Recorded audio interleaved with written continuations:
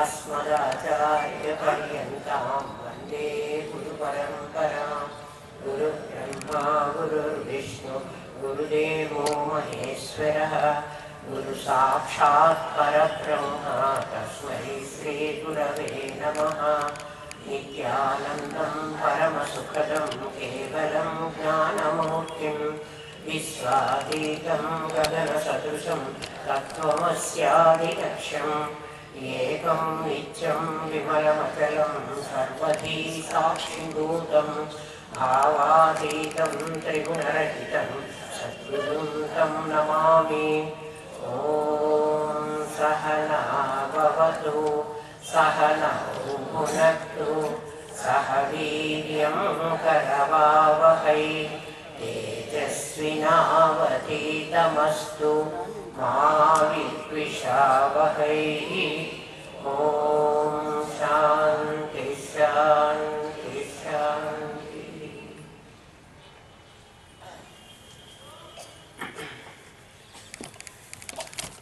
నిన్నటి రోజు నేను ప్రతిమోపాసన గురించి మీకు చెప్పాను. అది చాలా కొంచెం స్వామి తగ్గించిన మరి చెవుల్లో అది మందాధికారుల కోసం నిర్ణయించబడింది అని మీకు చెప్పాను. చాలా వరకు కొంచెం తెలిసినటువంటి వాళ్ళు, చాలా కొంచెం 1% తెలిసినా కూడా అమ్మ అయితే ఇంకా మేము పూజ చేయక్కర్లేదా, మేము దేవుణ్ణి ఇంకా వదిలేసేయచ్చునా, ఇంకా దీపారాధన చేయని అవసరం లేదా, ఇలా వచ్చి నన్ను అడుగుతారు. మిమ్మల్ని దీపారాధన చెయ్యొద్దని, విగ్రహారాధన మానుకోమని అయితే నేను చెప్పలేదు. దాన్ని తెలుసుకుని చెయ్యండి అన్నా అంటున్నాను. అంటే మనం మిగిలిన ఏమీ మానటం లేదు. ఆధ్యాత్మిక లైన్లోకి మేము వచ్చాము అని అన్నందుకు భర్తను విడిచిపెట్టలేదు, పిల్లలకు వదిలిపెట్టలేదు, వండుకొని తినడం వదిలిపెట్టలేదు, రుచులుగా అన్నీ చేసుకొని తింటున్నాము. విగ్రహారాధన మాత్రం మానేస్తాం అంటారు. ఇంకా దేవుడికి ఎందుకంటే మేము పూజ చేయాలి, మాకు తెలిసిపోయింది కదా. ఏం తెలిసిపోయిందో వీళ్ళకి ఏం తెలియలే, కానీ అలా అంటారు. అంటే ఇది కేవలం సోమరితనంతో, బద్ధకంతో దీన్ని వదిలించుకుందాం, ఇదేదో పెద్ద బర్డన్గా ఫీల్ అవుతున్నారు, దీన్ని వదల్చుకుందామనే భావనే తప్ప యథార్థంగా నేను చెప్తున్నది ఏమిటంటే ఆ లెవెల్ని దాటండి. ఇప్పుడు 1వ క్లాస్లో మనం ఇప్పుడు ఇంకా ఎల్కేజీలోనే నేర్చుకుంటున్నాం అనుకోండి. మేమంతా 1వ తరగతిలో నేర్చుకున్నాం. ఏబిసిడీలు ఐఈలు అక్కడ నేర్పించారు. అక్కడ దిద్దుకున్నాం, ఐఈలన్నీ దిద్దుకున్నాం, అక్షరాలు దీని తర్వాత ఇది దీని తర్వాత ఇది అని నేర్చుకున్నాం. ఈ రోజుకి నేను తెలుగు రాస్తాను అంటే ఇదే రాయాలి. అది కాకుండా నేను ఇంకేదో కొత్త అక్షరాలు తెచ్చి రాయడానికి వీల్లేదు. నేను ఏ క్లాసులో ఉన్నా నేను మళ్ళీ అవే రాయాలి. అవి వదిలిపెట్టి నేను వెళ్ళడానికి వీల్లేదు. దాని అర్థం తెలుసుకోమన్నా. ఇంతకు ముందు మన లెవెల్ ఏమిటంటే అమ్మ మన ఇంట్లో పెట్టుకుని, మన ఇంట్లో అంటే మన దేవతా మందిరంలో ఒక విగ్రహాన్ని ప్రతిష్ఠించుకుని ఆవిడే అమ్మ అనుకుని మన కష్టాలు సుఖాలు బాధలు అవన్నీ ఆవిడికి చెప్పుకుని ఆవిడ దగ్గర నుంచి సాంత్వన పొందాం. మనం ఒకరికి చెప్పేసుకుంటే మన బాధ పోతుంది. అలా మనం ఆవిడికి చెప్పుకున్నాం. ఎప్పుడు మనం మందాధికారులుగా ఉన్న లెవెల్లో. మనం కొంచెం పెరిగిన తర్వాత ఆ అమ్మ ఎవరో కాదు, నేనే, నా లోపలే ఉంది. ఇప్పుడు విగ్రహం దగ్గర వెళ్ళి చెప్పుకోక్కర్లే, ఇక్కడ కూడా చెప్పుకోవచ్చు. అప్పుడు కూడా మనం అలాగే చెప్పుకున్నాం. హాస్పిటల్లో ఎవరికో మన పిల్లవాడికి జబ్బు చేసింది, హాస్పిటల్లో ఉన్నాడు, ఇంటెన్సివ్ కేర్లో ఉన్నాడు, మనం స్నానం కూడా చేయలేదు. హాస్పిటల్కి వెళ్ళాం, పిల్లవాడికి ఒంట్లో బాగాలేదు అని మనం అక్కడ ఉన్నాం. ఇప్పుడు మనం వెంకటేశ్వర స్వామికి మొక్కుంటున్నామే అంటే వెంకటేశ్వర స్వామి విగ్రహం దగ్గరికి వెళ్ళామా, స్నానం చేసామా, మడిగట్టుకున్నామా, మడిగట్టుకోకుండా వెళ్ళి మనం దండం పెట్టుకుంటున్నాం. ఆయన మన కోరిక నెరవేరుస్తున్నాడు. నెరవేరిస్తే తర్వాత మళ్ళీ కొన్ని రోజులు అయిన తర్వాత స్వామికి నేను మొక్కున్నాను, ఆ మొక్కుబడి నేను చెల్లించుకోవాలి అని మనం మళ్ళీ వెళుతున్నాం. మరి అప్పుడు దేవుడు ఎక్కడున్నాడు చెప్పండి? మీ మనస్సులోనే ఉన్నాడు. మీ మనస్సులో ఉన్నాడు అన్నది. ఇంతకుముందు దేవుడు దేవాలయంలోనే ఉన్నాడు అనుకున్నాం, అంతేగాని దేవాలయంలో దేవుణ్ణి తీసేయమని అర్థం కాదు. చాలా జాగ్రత్తగా అర్థం చేసుకోండి. పొరపాటుగా కూడా విగ్రహారాధన అక్కర్లేదన్నారు అనుకుంటే మాత్రం చాలా పొరపాటు. విగ్రహారాధన అక్కర్లేదని చెప్పట్లేదు నేను. అంటే ఎవరికైనా నిన్న పొరపాటుగా అర్థమైందేమో అని ఇప్పుడు క్లారిఫై చేస్తున్నాను. విగ్రహారాధన మానేయొద్దు. నేను ఈ రోజుకి మానుకోను. చిన్నప్పుడు ఎప్పుడో నాకు ఆ టీచర్ నేర్పించినటువంటి ఆ ఓనమాలు నేర్చిన ఆ అక్షరాలు ఈ రోజుకి నేనేం కావాలన్నా వాటి సహాయమే తీసుకుంటున్నాను. అయితే అమ్మవారు ఎవరో తెలుసు ప్రవర్తించమని చెబుతున్నాను, అంతవరకే. ఇంకా దాని గురించి ఎక్కువ ఆలోచించవాకండి. విగ్రహారాధన మానేయవాకండి. విగ్రహారాధన నుంచి ఎదగమంటున్నాను, ఇంకొంచెం పైకి ఎదగండి. ఎలాగంటే మీకు బాగా అర్థమయ్యేటట్టు ఇంకొక మాట చెప్తాను. పిల్లలు నాకు ఒక 3 ఏళ్ల పిల్లవాడు 4 ఏళ్ల పిల్లవాడు ఉన్నాడు. నాకు ఒక అమ్మాయి పుట్టింది. ఈ బొమ్మ చెల్లికి ఇవ్వరా అంటే వాడు ఇవ్వడు. ఈ పెద్ద పిల్లవాడు ఆ చెల్లికి ఈ బొమ్మ ఇద్దాను రా అని అన్నాం అనుకో, నేను ఇయ్యనంటాడు. నాకు ఆ బొమ్మే కావాలి అంటాడు. అమ్మ చెల్లినే ఎత్తుకుంటోంది, నన్ను ఎత్తుకోవటం లేదు, చెల్లి అంటేనే ప్రేమ అని నేను లేనప్పుడు ఆ పిల్లవాడు వచ్చి ఆ పిల్లని లాగేయటమో దాన్ని పీకటమో ఏదో చేస్తాడు. ఎందుకు? వాడికి అమ్మ నాకే కావాలి, దానికి ఉండకూడదు. వాడి భావం అదన్నమాట. అదే పిల్లవాడు అంటే ఆ బొమ్మ చెల్లికి ఇవ్వడానికి ఇష్టపడని పిల్లవాడు కొంచెం పెద్దవాడైనాడు. అంటే చెల్లి 2-3 ఏళ్ళదైంది, అన్న 5-6 ఏళ్ళవాడైనాడు. ఇప్పుడు స్కూల్కి వెళ్తున్నాడు. వాడే వాడి చేతిలో బొమ్మను తెచ్చి చెల్లి నువ్వు వాడుకో అని దీని చేతిలో పెట్టి వెళ్ళిపోతాడు.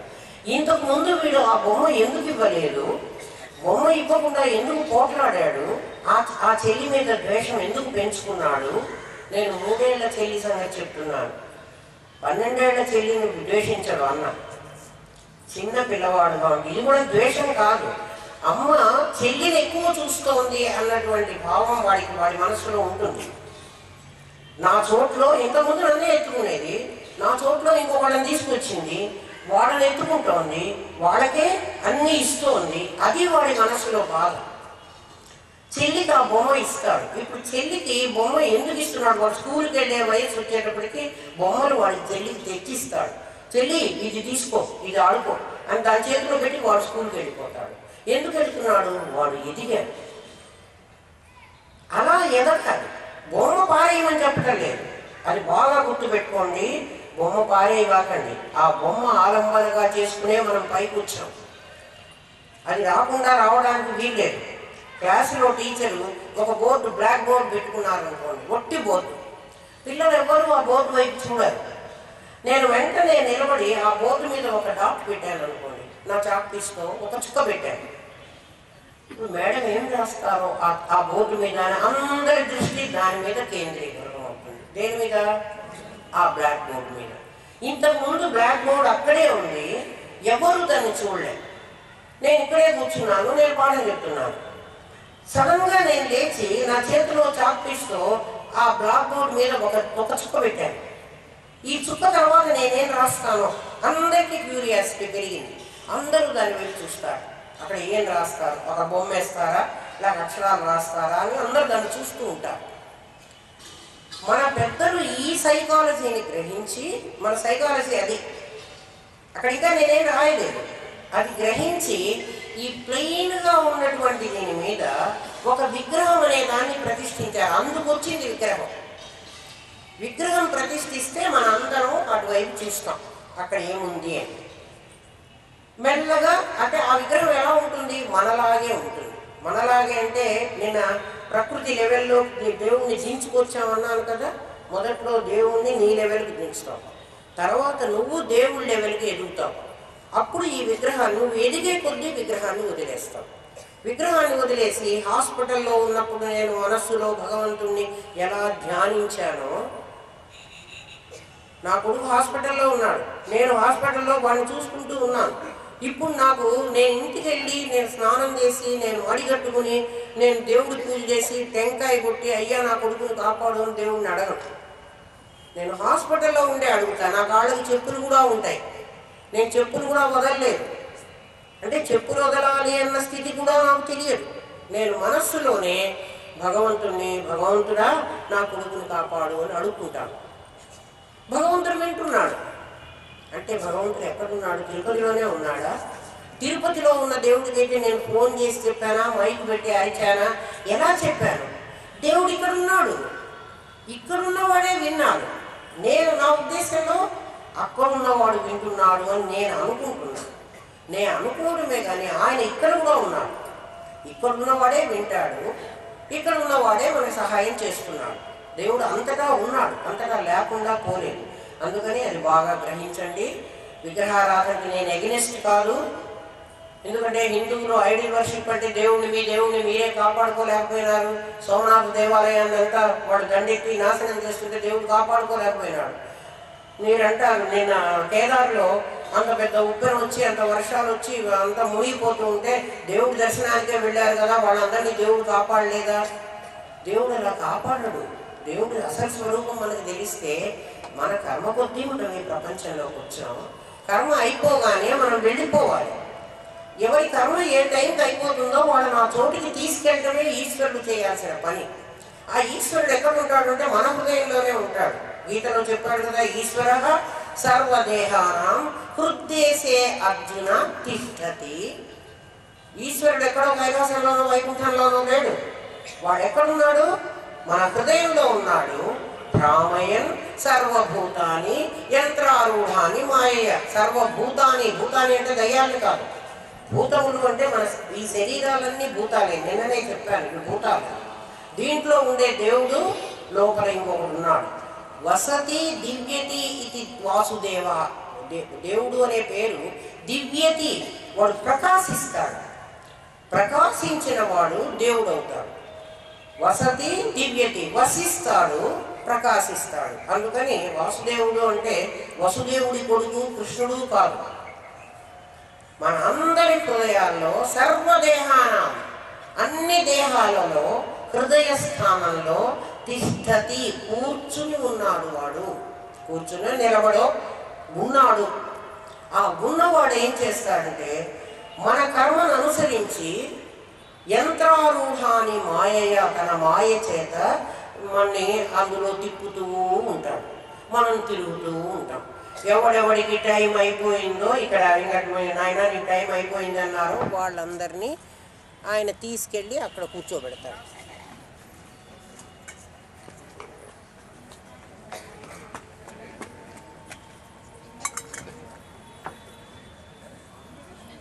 యూఎస్బీ ఉంది.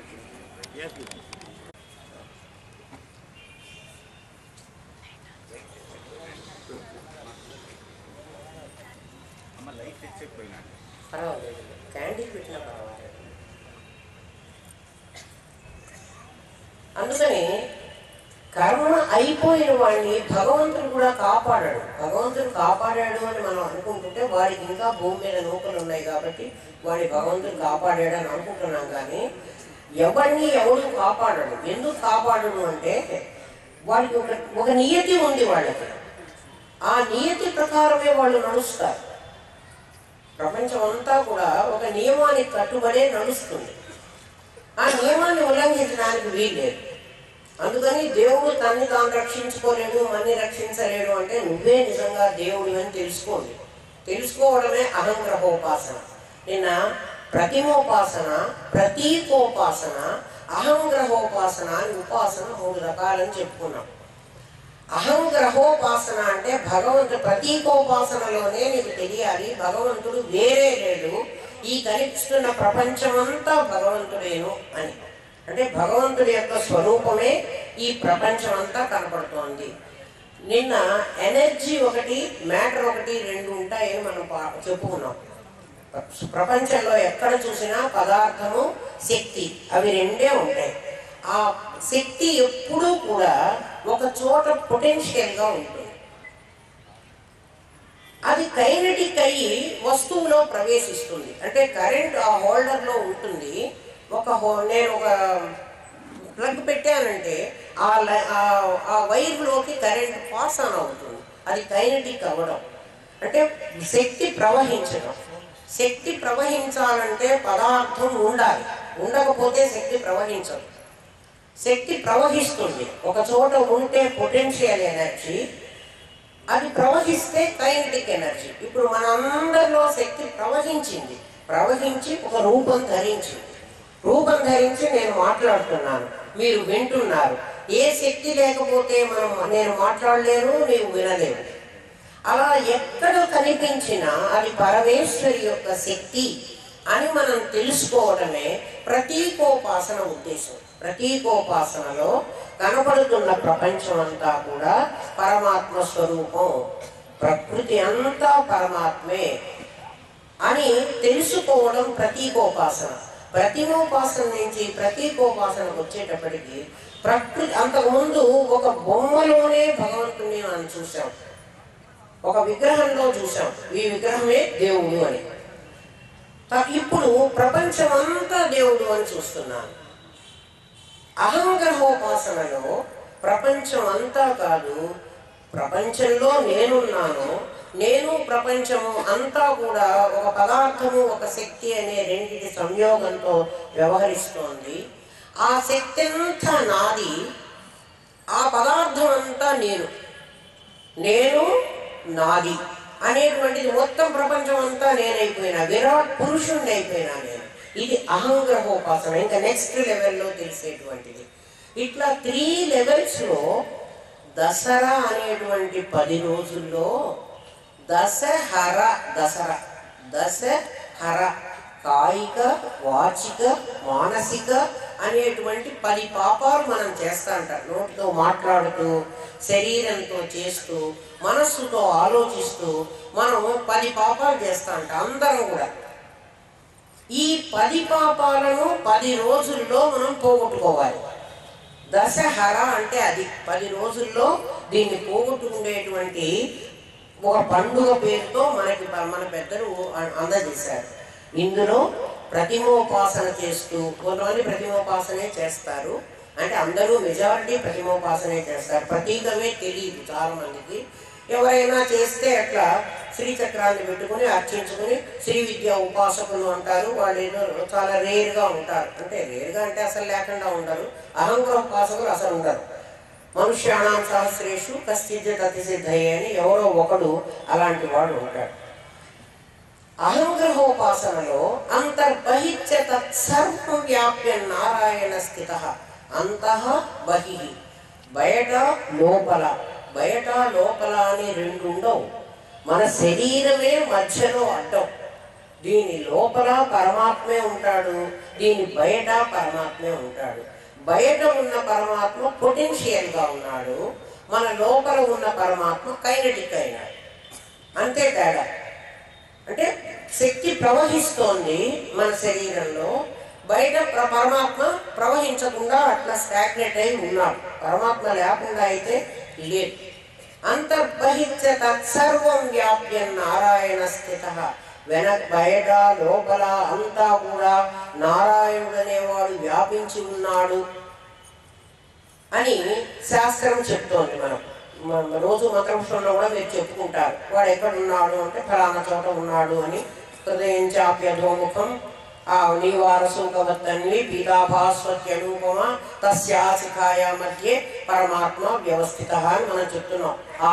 ఆ వరి ముళ్ళు కంటే ఇంకా చిన్నదిగా ఉండేటువంటి ఒక భాగంలో పరమాత్మ వ్యవస్థిత, అందులో ఉంటున్నాడు పరమాత్మ అని మనం చెప్పుకుంటున్నాం. అంటే పరమాత్మ ఇప్పుడు ఏమైనాడు, ఒక చోట ఉంటున్నాడు అంటే వాడు కైనటిక్ అయినాడు అని అర్థం. అంతటా తానే ఉంటూ వాడు అట్లా అవుతున్నాడు అని. ఎలా అయినాడు అంటే పరమేశ్వరికి 5 లక్షణాలు ఉన్నాయని చెప్పుకున్నాను నిన్న. సృష్టి, స్థితి, లయ, అనుగ్రహం, తిరోధానం అని. తిరోధానం, అనుగ్రహం. తిరోధానం 4వది, అనుగ్రహం 5వది. తిరోధానం అనే పేరుతో ఆ శక్తి ప్రపంచం మీదకి ప్రవహించింది. తిరోధానం అంటే కిందికి వచ్చింది, అవరోహణ క్రమంలో కిందికి వచ్చింది. అందుకే అవరోహణ క్రమంలో వచ్చింది కాబట్టి ఆవిడ పృథ్వీలోను మూలాధారంలో, మన శరీరంలో వ్యష్టిలో అయితే మూలాధారంలో శక్తి అవరోహణ క్రమంలో వచ్చింది. అవరోహణ క్రమం అంటే దిగిన క్రమం, ఆరోహణ క్రమం అంటే ఎక్కేటువంటి పద్ధతి. ఆరోహణ అవరోహణ అని మనం లెక్కల్లో చదువుకుంటాం, ఆ పదాలు వినుంటారు, అందుకని చెప్తున్నాను. అవరోహణగా శక్తి దిగి వచ్చి బ్రహ్మరంధ్రం నుంచి మూలాధారంలో ఆవిడ పడుకుంది. అంతవరకు ఈ శరీరం శవం. ఈ శవాన్ని శక్తి ప్రవేశించి శివం చేసింది. శివం అంటే మంగళకరమైనది. శక్తి లేకపోతే ఇది శవం, శక్తి ఉంటే ఇది శివం. శక్తి లేకపోతే చచ్చిపోయిన వాడిని ఏమంటాం? వాడిని కూర్చోబెట్టండి, వాడు కూర్చోలేడు. నన్ను కూర్చోబెట్టారు, నేను కూర్చోగలిగాను. ఎలా కూర్చున్నాను నేను పడిపోకుండా? ఏదో ఒక శక్తి నన్ను కూర్చోబెట్టుకోండి. ఆ శక్తి ఎక్కడ ఉంటుందో మీకు చెప్తాను చూడండి. మనం ఎప్పుడైనా బస్సుల్లో పోతూ ఉంటే మనకి ఎదురుగా, రైళ్లలో పోతున్నా బస్సులో పోతున్నా మనకి ఎదురుగా కొంతమంది కూర్చుని ఉంటారు. వాళ్ళు ఆ బస్సు కదలికకి మెల్లగా నిద్రలో జారుకుంటారు. ఆ నిద్రపోతున్న వాడు ఇలా వంగుతాడు, వంగితే ఇంకా పడిపోతాడు. ఆ పక్కవాడి మీదో ఈ పక్కవాడి మీదో వాడు పడిపోతూ ఉంటాడు. అంటే శక్తి పొటెన్షియల్ అయిపోయే కొద్దీ వాడు పడిపోతున్నాడు. అంటే వాడికి తెలియటం లేదు. వాడికి తెలియాలంటే అది కైనెటిక్ కావాలి. వెంటనే వాడు మెడుపు తెచ్చుకుని మళ్ళీ ఇక్కడ స్ట్రైట్గా కూర్చుంటాడు. చూడండి, ఆలోచించండి, గమనించండి. ఎందుకు వాడు పడిపోయాడు, ఎందుకు వాడు కూర్చున్నాడు? వాడి శక్తి కైనెటిక్ అవ్వకుండా పొటెన్షియల్ అయిపోయింది ఆ టైంలో. అందుకని వాడి శరీరం పడిపోతుంది.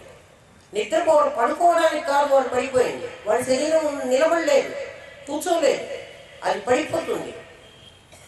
అప్పుడు శక్తి లేదా వాడు చచ్చిపోయిన వాడికి కూడా ఆల్మోస్ట్ అంతే. చచ్చిపోయిన వాడికి మళ్ళీ అది కైనెటిక్ కాదు, బతికున్న వాడికి మళ్ళీ కైనెటిక్ కాదు. వాడే పడిపోతూ మళ్ళీ సడన్గా ఇట్లా లేచి కూర్చుంటాడు. మీరు గమనించారో లేదో గమనించండి. ఇప్పటి నుంచి ప్రపంచం అంతా కూడా ఆ పరమాత్మ ఎలా ఉంటాడో మీరు గమనిస్తే మీకు కనపడటం మొదలు పెడతాడు. అలా కనపడినప్పుడు అది విమర్శ, దాని పేరు. అట్లా మీరు కనుక్కుంటుంటే మనం మామూలుగా ఏం చేస్తాం? మనిషిని చూసి, ఈ మనిషిలో గుణాలను చూసి, ఆ గుణాలు మంచివైతే మనకు అనుకూలంగా ఉంటే వాడు మనవాడు అనుకుని, మనకు ప్రతికూలంగా ఉంటే వాడు వేరే వాడు అనుకుని మనం అట్లా ఆలోచిస్తాం. కానీ ప్రతి మనిషిలో ఉన్నటువంటి శక్తిని నువ్వు గ్రహించడం తెలుసుకుంటే, అంటే అబ్జర్వ్ చేయటం నువ్వు స్టార్ట్ చేస్తే, నీకు ప్రపంచం అంతా కూడా నీకు పరమాత్మ ఉన్నట్టుగా అర్థమవుతుంది. ఆ పరమాత్మ నీవేనని నెక్స్ట్ లెవెల్లో అర్థమవుతుంది. ఒక లెవెల్లో ప్రపంచం అంతా పరమాత్మ ఉన్నాడు అని తెలుస్తుంది. పదార్థము శక్తి రెండే ఉన్నాయి అంతటా కూడా, అంతకంటే ఇంకో వస్తువు లేదు అసలు. అది త్రిగుణాత్మకమైంది. ఆ త్రిగుణాలు వేరియస్ కాంబినేషన్స్తో రకరకాలుగా వచ్చినాయి. అది మళ్ళీ చెప్పుకుందాం మనం. అటువంటి శక్తిని మీరు గ్రహించడం మొదలు పెడితే ప్రతీకోపాసన అవుతుంది. ఒక చోట కూర్చుని ధ్యానం చేయడం అనేది ఒక ఉపాసన రీతి. ఒక చోట కూర్చోకుండా ప్రపంచాన్ని చూస్తూ గ్రహిస్తూ అందులో ఉన్నదంతా పరమాత్మ స్వరూపమే అని తెలుసుకుంటే కొంతకాలానికి ఆ పరమాత్మను నేనేనని తెలుస్తుంది. నేనే ఆ శరీరంలో అలా ఉన్నాను, ఈ శరీరంలో ఇలా ఉన్నాను, ఇవన్నీ శరీరాల్లో ఉన్నది నేనొక్కడినే అంటే ముందు నేను శక్తిని అని తెలిస్తే, నేను పదార్థాన్ని, నేను శక్తిని, నా శరీరం పదార్థం, నేను శక్తిని అని నీకు గ్రహించడం మొదలైతే నీకు అందరూ కూడా పరమాత్మ స్వరూపంగా నీకు గోచరిస్తారు. ఆ పరమేశ్వరి అవరోహణ క్రమంలో దిగి మూలాధారంలో, మన మూలాధార చక్రం అంటారు దాన్ని, ఈ ప్రపంచంలో అయితే పృథ్వీలో దాగి కూర్చుంది. పృథ్వీ అందుకే సముద్ర వసనే దేవి పర్వత స్థనమండలే విష్ణుపత్ని నమస్తుభ్యం పాదస్పర్శం క్షమస్వమే అంటాం మనం.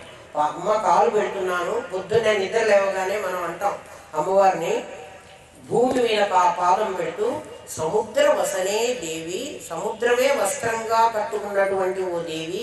చూడండి, మీ లెవెల్ మారింది. మీరు ఈ శ్లోకం రోజు ఇంట్లో చెప్పుకుంటూ ఉండొచ్చు, కానీ ఇది ఎందుకు చెప్పుకుంటున్నామో మీకు తెలియదు, దీని అర్థమో తెలియదు.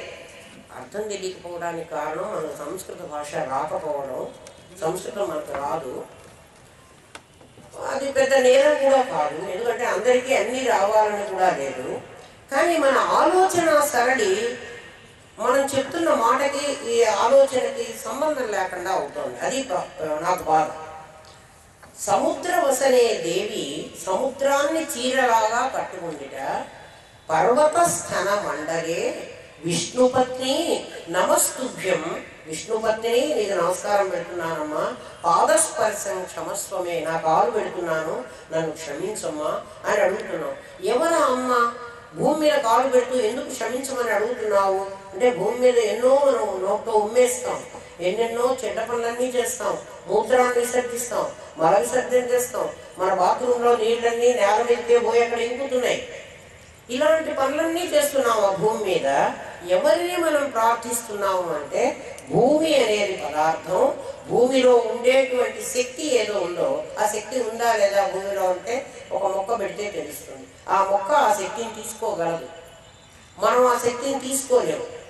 కానీ మనం తీసుకున్నా తీసుకోకపోయినా ఆ పదార్థంలో ఒక శక్తి ఉంది. ఉండకపోతే భూమి తన చుట్టూ తాను 24 గంటలు తిరగదు, అది సూర్యుని చుట్టి రాలేదు, తన ఆర్బిట్లోనే తను తిరుగుతుంది, పక్కకి జరిగిపోదు, ఎట్లంటే అట్లా ఇష్టమైనట్టుగా ప్రవర్తించదు. అందులో ఉండకపోతే అది అలా తిరగడానికి వీల్లేదు. అటువంటి పరమాత్మ శక్తి ప్రతి పదార్థంలో ఉంది అని నువ్వు తెలుసుకోవాలి. అంటే చివరికి ఆ గోడలో చూపిస్తా చూడండి. మీకు గోడలో ఇటుక, సున్నము, సిమెంటు ఇలాంటివన్నీ పదార్థాలతో ఒక గోడ కట్టాడు. ఒక గోడ పడిపోయిన గోడను చూడండి మీరు కాసేపు. గోడ పడిపోయింది అంటారు. ఆ పడిపోయిన గోడలో కూడా ఇటుక ఉంది, సిమెంట్ ఉంది, అన్నీ ఉన్నాయి. అది ఎందుకు పడిపోయింది అంటే ఒక చచ్చిపోయిన మనిషి ఎందుకు చచ్చిపోయినాడు అంటే ఆ ఇటుకలను రెండింటినీ కలిపి పట్టుకోగలిగినటువంటి పటుత్వం దానికి తగ్గిపోయింది, అందుకే గోడ పడిపోయింది. ఆ పటుత్వం అది నీకు కనిపించదు, అది అనిపిస్తుంది. అలాంటి శక్తి ప్రపంచంలో అన్ని చోట్ల ప్రతి వస్తువులో అంతర్నిహితంగా ఉంది. అంతర్నిహితం అంటే దాని లోపల దాగి ఉంది. అలాంటి దాగి ఉన్న శక్తిని నువ్వు గ్రహించడమే అహంగ్రహోపాసన, ప్రతీకోపాసన. నెక్స్ట్ అహంగ్రహోపాసన అంటే ఆ శక్తి నేనేనని గ్రహించడం. అంతవరకు అమూర్తమై ఉండేది. అమూర్తం అంటే ఆకృతి లేకుండా ఉంది. పొటెన్షియల్ ఎనర్జీకి ఆకృతి ఉండదు. ఒక చోట ఉన్నటువంటి శక్తికి ఆకారం ఉండదు. ఆకారం ఉండాలంటే అది ఒక వైర్లో ప్రవేశించాలి. వైర్లో ప్రవేశించినప్పుడు ఏంటన్నా ఆగాల చేసుకోండి.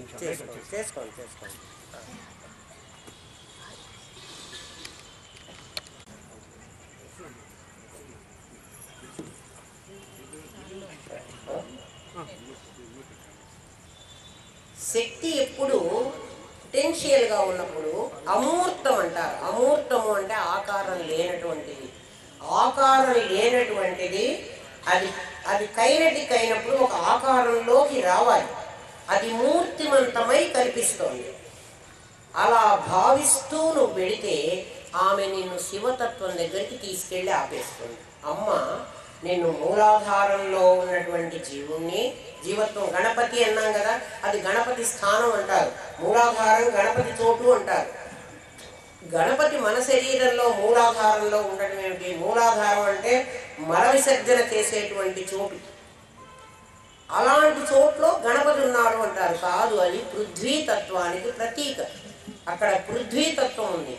అంటే నేలలో, ఇక్కడ భూమిలో పృథ్వీకి అంటే ప్రపంచంలో విరాట్ పురుషుడులో పృథ్వీకి ఆ గణపతి అనే పేరుంది. మన శరీరంలో మూలాధారంలో గణపతి స్థానం అంటారు. గణపతి అక్కడ ఉన్నాడు అంటే పృథ్వీతత్వం అక్కడికి మూర్తిమంతమై కనిపిస్తూ పోతోంది. ఆవిడ్ని మెల్లగా లేపి అక్కడనే కుండలిని అంటారు. మహాశక్తి కుండలిని బిసతంతు తనీయసి. ఆ కుండలిని ప్రబోధం చేసి నిద్ర లేపి, అది శవంలాగా పడి ఉంది. అందరికీ శవంలాగే పడి ఉంటుంది.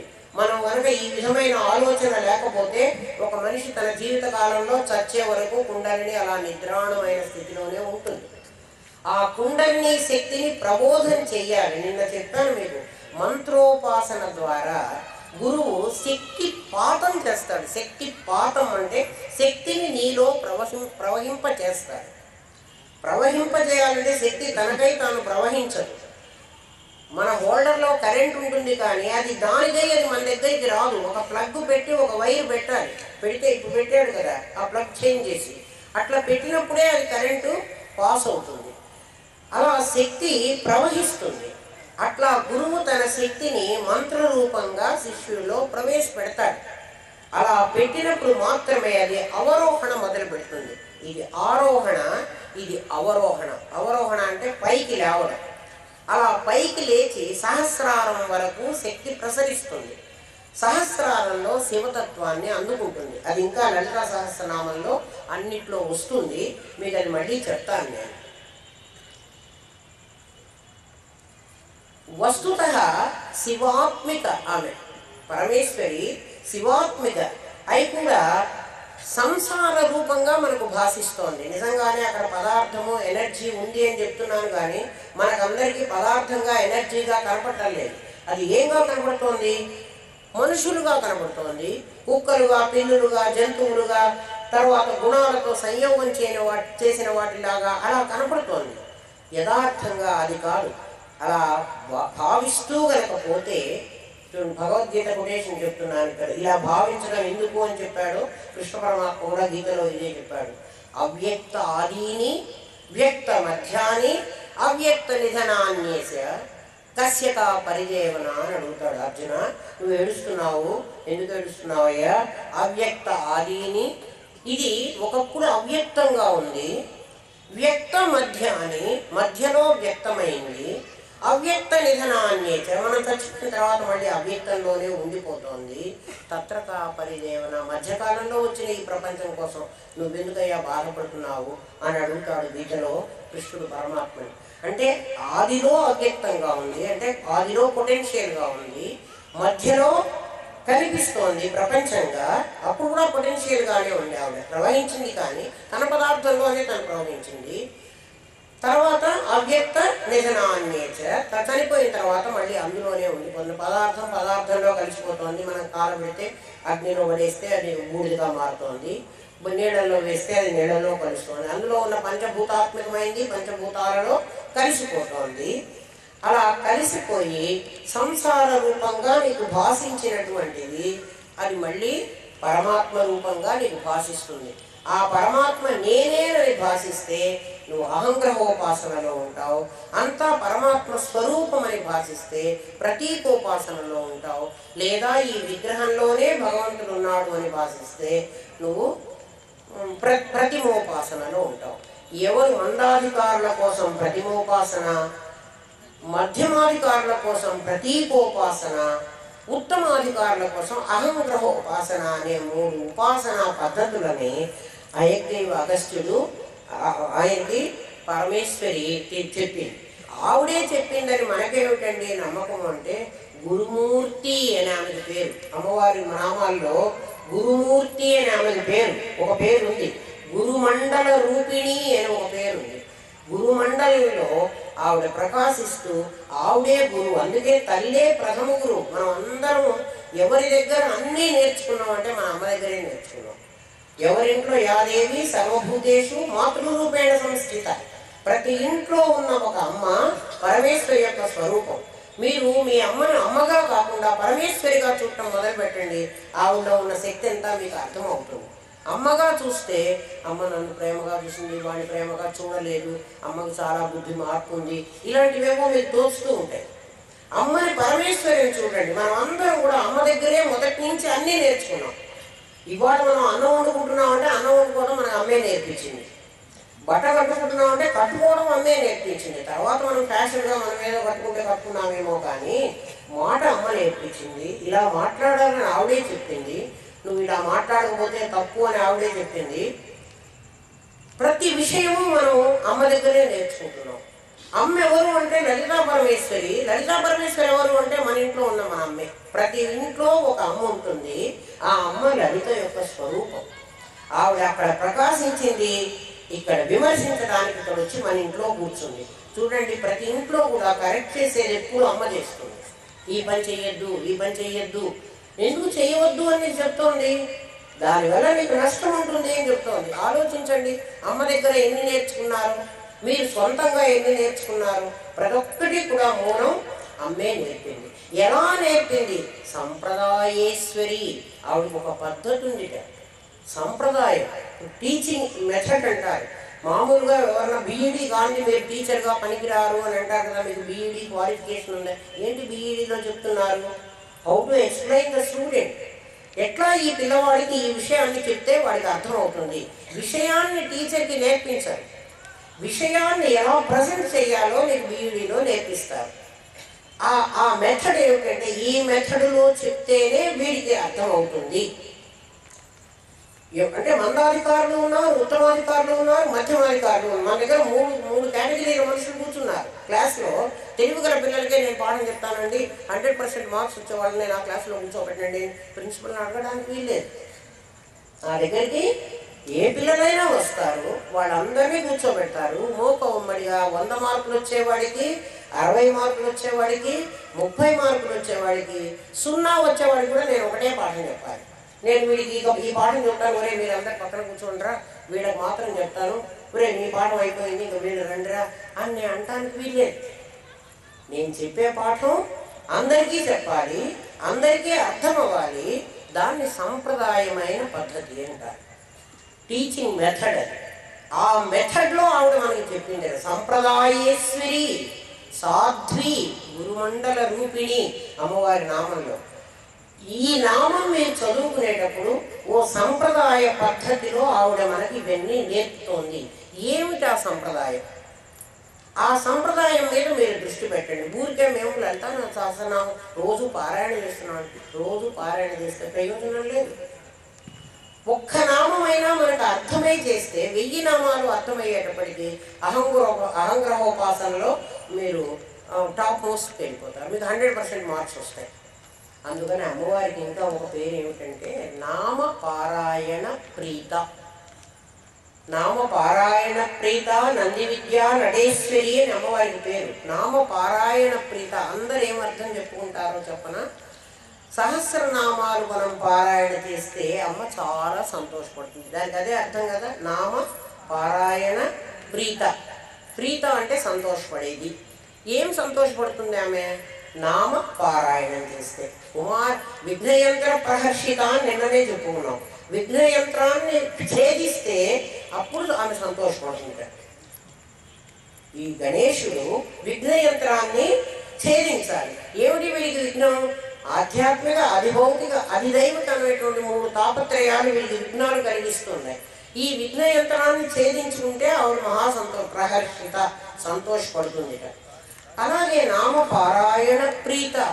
నామాన్ని పారాయణ చేస్తే ఆవిడ సంతోషపడుతుంది. అందుకని 1000 నామాలని 1,000 నామాలు మేము పారాయణ చేస్తున్నామండి, మేమందరం కలిసి 1 కోటి, ఎన్ని కోట్లో, 7 కోట్లో 6 కోట్లో మేము పారాయణ చేసాం. ఏమిటి శ్రీమత శ్రీమహారాజ్ఞ శ్రీమతి జయపాటి ఏమన్నా అర్థం ఉందా? అస్సలు అర్థం లేదు. అలాంటి నామపారాయణ ప్రీత అని కాదు ఆమె ఉద్దేశం. ఇప్పుడు ఒక అర్థం మీకు నామపారాయణ ప్రీత అంటే ఇది అని మీకు తెలిసింది. అంటే నామాలని పారాయణం చేసినందువల్ల ఆమె సంతృష్టి చెందుతుంది. ఇది ఎవరికి అంటే ప్రతిమోపాసన వాడు. ప్రతిమోపాసన వాడు ఏమీ రానివాడు నామాన్నన్నా పారాయణ చేస్తే, అందుకే షోడశోపచార పూజేసి లలితా సహస్రనామ పారాయణ చేస్తాడు వాడు. ఇంకా కొంచెం పై లెవెల్ వాడికి పార అయనము అంటే అర్థము, పారము అంటే అవతలి ఒడ్డు, అవారము అంటే యువతలి ఒడ్డు. సముద్రానికి పారావారము అని పేరు. అంటే అవతలి ఒడ్డు యువతలి ఒడ్డు కలవి అని.